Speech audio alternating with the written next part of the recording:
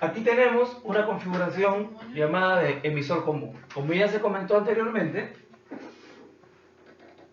el emisor va a tierra y las tierras son comunes para las fuentes. ¿Ya? Vamos a ver cuando veamos la parte de corriente alterna, que se llama emisor y colector o base común, los diferentes tipos de conexión. ¿Sí? Ahora, ¿qué ocurre?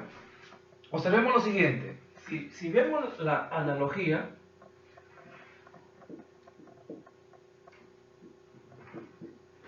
observamos lo siguiente.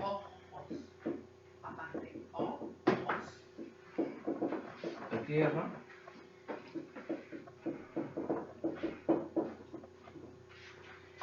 Que en este caso, para este tipo de configuración, el diodo base emisor está polarizado en directa, más o menos.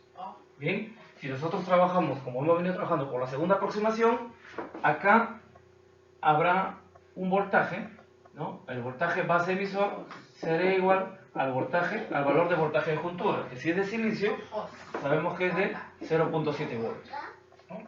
Pero ahora, ¿qué ocurre bueno, este es base, colector, emisor, ¿no es cierto? Ahora, ¿qué ocurre con el diodo base colector? En este caso está polarizado en inversa. ¿Bien? Entonces, esa es la configuración que nosotros tenemos para polarizarlo cuando lo queremos utilizar como amplificador. ¿Bien?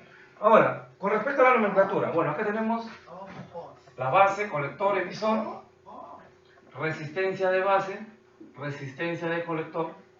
Más adelante vamos a ver un caso donde hay resistencia de emisor, pero con respecto a la nomenclatura.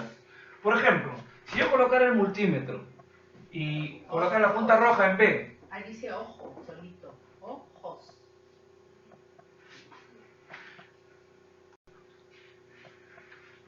Si yo colocara el multímetro, la punta roja en la base y la punta negra en tierra, ¿qué estaría midiendo?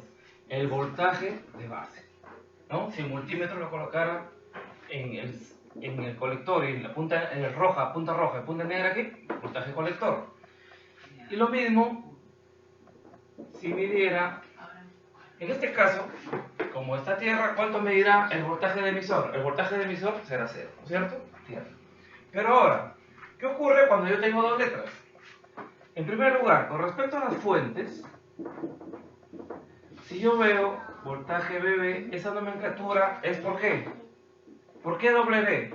Para que no se, porque esto me indica que es la fuente de la alimentación que polariza el diodo de base.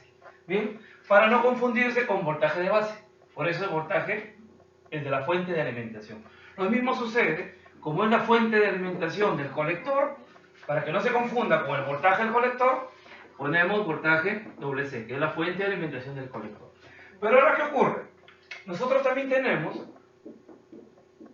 voltaje base emisor, que es cuando el diodo polarizado está directamente, dijimos que podría ser 0.7 de silicio, y también tenemos el voltaje colector emisor. Entonces, en el transistor, ¿no?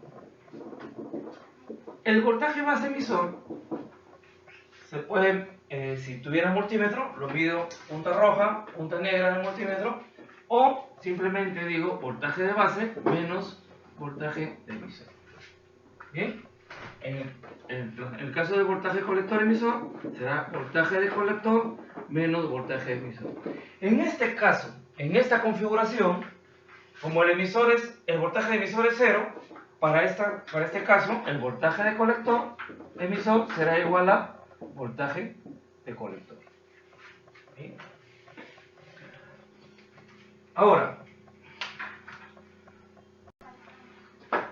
veamos las curvas características en el transistor. ¿Ya? Por ejemplo, la curva de entrada.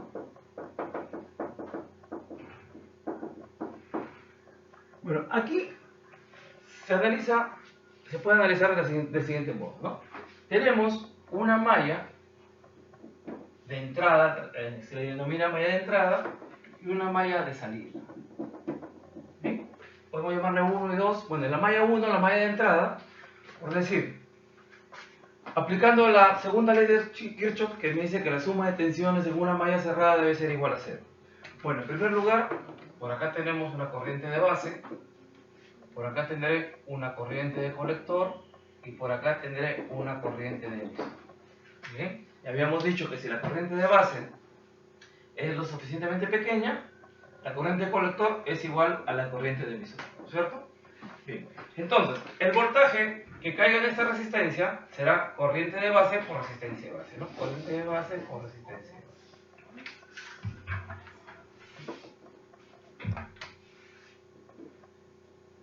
Corriente de base por resistencia de base. Y aquí, corriente de colector por resistencia de colector. La caída de tensión en cada resistencia. Entonces, si aplicamos la segunda ley de Kirchhoff, aquí tendríamos menos voltaje de la fuente más el voltaje en la resistencia de base más el voltaje base emisor. Esto debe ser igual a 0. ¿Sí? Entonces tendré que la corriente de base es igual a voltaje de la fuente menos el voltaje base emisor sobre la resistencia de la base. De ese modo yo puedo determinar la corriente de base analizando el circuito de entrada. Entonces, nosotros dijimos hace rato que el transistor era un dispositivo controlado por corriente. Entonces, lo que yo controlo ¿qué es cuánta corriente me va a pasar por el colector, ¿no es cierto? Pero para controlar la corriente del colector, yo tengo que controlar la corriente de base. Entonces, si yo puedo fijar la corriente de base en el valor que yo quiero, multiplicado por el beta, entonces podría encontrar la corriente del colector, ¿no es cierto? Yo la fijo donde yo quiero. Entonces, ¿cómo hago para fijar la corriente de base? Fácil. O modifico el voltaje de entrada o modifico la resistencia de la base. ¿No? ¿Por qué? Porque ya sabemos que este es un valor fijo, ¿no? Bueno, no tan fijo porque varía con la temperatura, pero para un análisis previos lo hicimos 0.7, ¿no? Entonces, si variamos estos dos valores, yo podría modificar el valor de la corriente de base.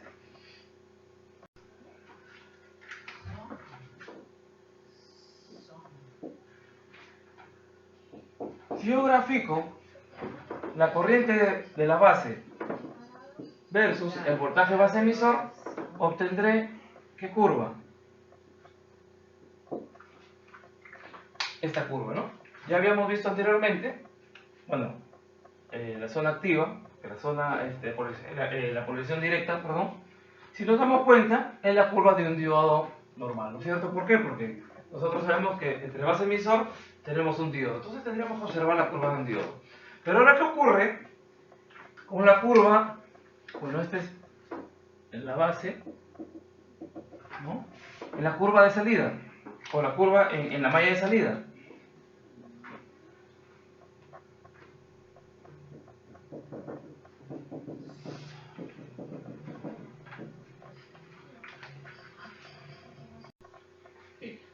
Ahora veremos las curvas en el colector.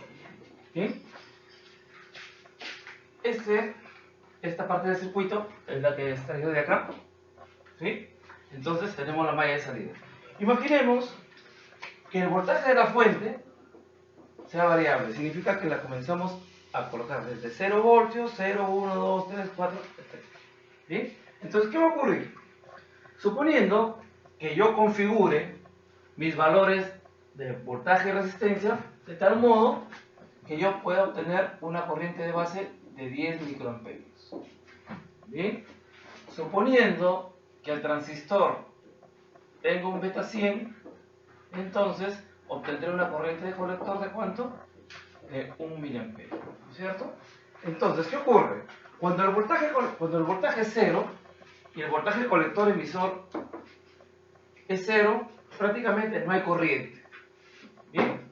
Entonces, pero basta que haya unas décimas de voltaje, la corriente aumenta abruptamente y luego se mantiene en el valor, en este caso, por esto vamos a poner en miliamperios, por ejemplo, en este caso, el valor colector 1 miliamperio. En este caso, así como está configurado, esta es la máxima corriente que va a pasar para esa configuración. ¿Bien? Entonces, acá observa también la zona de operación del transistor, ¿no? La parte que está cuando el voltaje colector emisor es 0, significa que prácticamente el transistor se conectó como un cable, quiere decir que está pasando la máxima corriente, ¿cierto? Eso lo vamos a ver más adelante. Ahora, la zona donde es constante la corriente va a ser la zona de operación cuando el colector emisor es 0, ¿no? Es 0, cuando el colector es 0, estamos en la zona de saturación. ¿Sí? Y ahora, ¿qué ocurre? El fabricante, en su hoja de datos, me da la potencia de disipación, que la vamos a ver en un momento, me va a dar el voltaje colector emisor máximo que soporta el transistor, me va a dar la corriente máxima que soporta el transistor. Entonces, si es que yo aquí voy a colocar un voltaje mayor de lo que soporta, voy a malograr el transistor. No, esta es la zona de disrupción, ¿no? Por ejemplo, habíamos visto el Zener, que el Zener más bien trabaja en zona de disrupción. En este caso no, en este caso se malogra, ¿cierto? Ahora, pero ¿qué ocurriría si configuro mi circuito para que no sea una entrada de 10, sino sea una entrada de 20 microamperios? ¿Cuánto tendré en la corriente salida?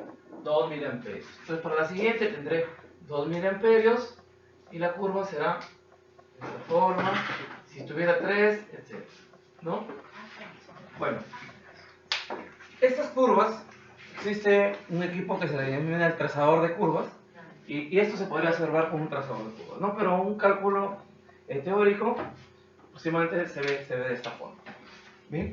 Ahora, con respecto a la potencia de disipación, vamos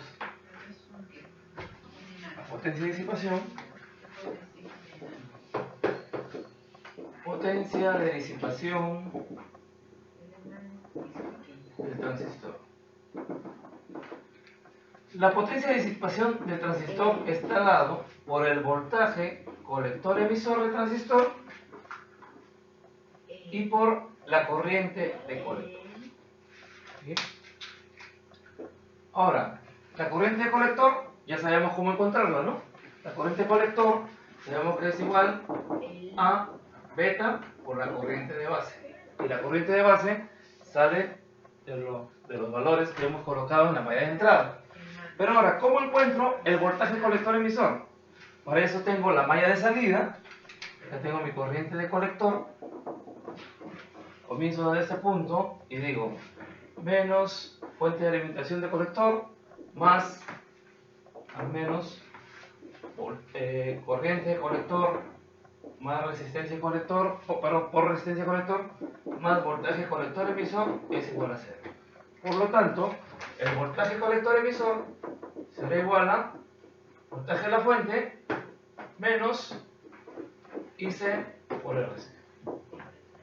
Entonces, tenemos la corriente del colector con la que está trabajando en ese momento, ¿no? Por ejemplo, configuro mi circuito. Por ese circuito pasará cierta corriente de base, porque yo ya la fijé con estos valores, ¿no es cierto? Si tengo la corriente de base y tengo el beta, entonces tengo la corriente de colector. Es la corriente de colector que está pasando por el transistor en ese momento, en esa configuración. Y tendré un voltaje colector emisor que está originado por esa corriente, por esa resistencia, ¿no es cierto? Va a tener un valor. Entonces, ese valor de voltaje por la corriente me dirá la potencia de disipación del transistor en ese instante. Ojo, no es lo mismo la potencia de disipación del transistor en el circuito que la potencia de disipación máxima. La potencia de disipación máxima es la que me dice el fabricante, está en el datasheet o en la hoja de datos y me dice, ¿no? Mi transistor tendrá una potencia de disipación máxima, por decir, de 5 vatios. Quiere decir que cuando yo lo configure, la multiplicación que yo tenga de voltaje colector emisor por corriente colector no debe sobrepasar esa potencia máxima o esa potencia nominal, porque si no, malograríamos el transistor, ¿no?